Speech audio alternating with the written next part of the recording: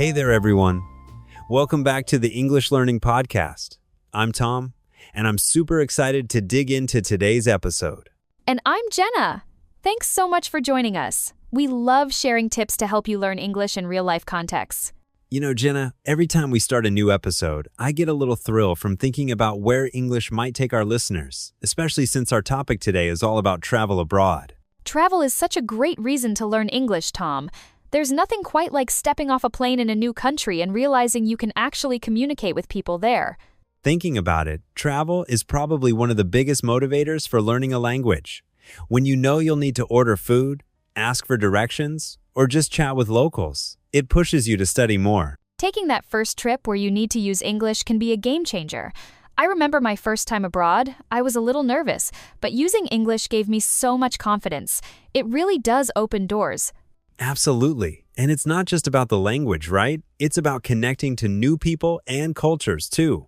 Exactly. The more you travel, the more you realize how English can be a bridge between totally different worlds, even just chatting with someone at a bus stop. So, let's get practical. What are some English phrases every traveler should know before heading abroad? Oh, for sure. "Excuse me, could you help me?" is a classic.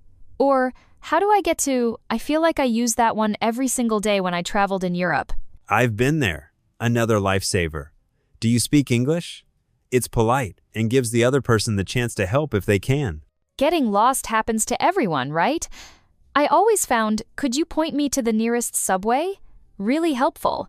People are usually happy to explain if you ask nicely.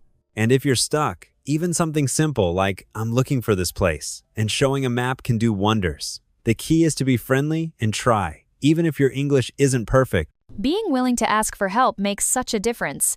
Most people appreciate the effort, and hey, you might even make a new friend along the way. Airports can be a jungle, especially if you're in a country where you don't know the main language. But English is almost always the go-to for signs and announcements. Totally, Tom. When I traveled through Singapore, all the staff switched to English right away if they saw I was lost. I just had to say, "Which gate is this?" Or, "Where's the baggage claim?" And someone would help. It takes a lot of the stress out of flying.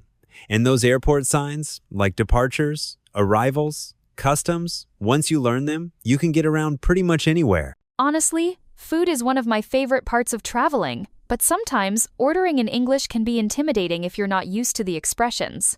Tell me about it. Even just saying, "Can I have the chicken, please?" Or, "What do you recommend?" can go a long way. People appreciate a polite request. I usually ask, "Is this dish spicy?" It always helps to clarify before diving in. Little questions like that make dining so much easier. You know, nobody speaks perfectly all the time, especially when you're nervous abroad. I've messed up plenty, but usually people are understanding if you laugh it off and keep trying. Oh, absolutely. I once ordered fish and ended up with a huge plate of beans. It was hilarious, and the waiter just smiled when I tried to explain. Sometimes mistakes make the best stories. That kind of thing really makes travel memorable. And honestly, I think it shows people that you're willing to be vulnerable and open up. Meeting new people is half the fun of travel. Even just introducing yourself or asking, "Where are you from?" opens up conversations. I once ended up joining a group at a hostel just because I asked about a local event in English. Before I knew it, we were all out exploring together.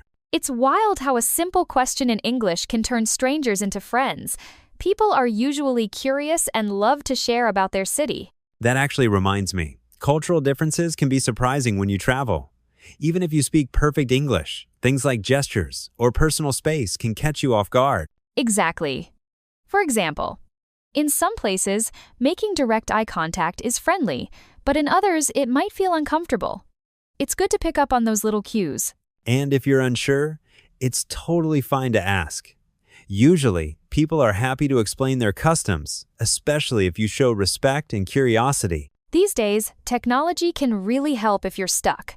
Translation apps, maps, and even language learning podcasts like ours make communicating so much easier. I've leaned on Google Translate more times than I can count.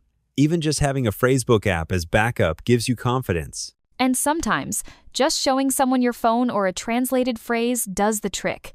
It takes away a lot of pressure, especially if you're nervous about speaking. Before you set out, practicing English can make a huge difference. Watching travel vlogs, Listening to podcasts like this one or chatting with native speakers online really helps. Definitely.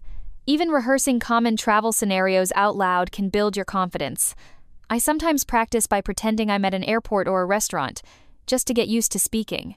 That's a great strategy, Jenna. The more you practice, the less intimidating those real-life moments will feel when you arrive. Starting out can feel overwhelming, but honestly, every traveler has been nervous at some point.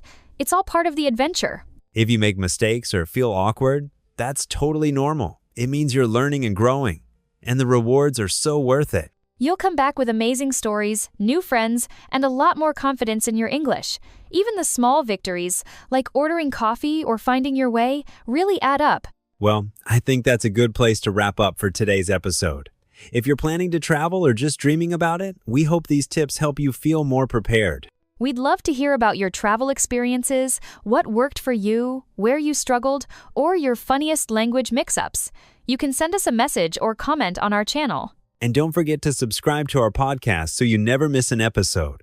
We've got lots more practical English lessons and real-life stories coming your way. Thanks so much for listening today. Safe travels, everyone, and keep practicing your English wherever you go. We'll catch you next time on the English Learning Podcast.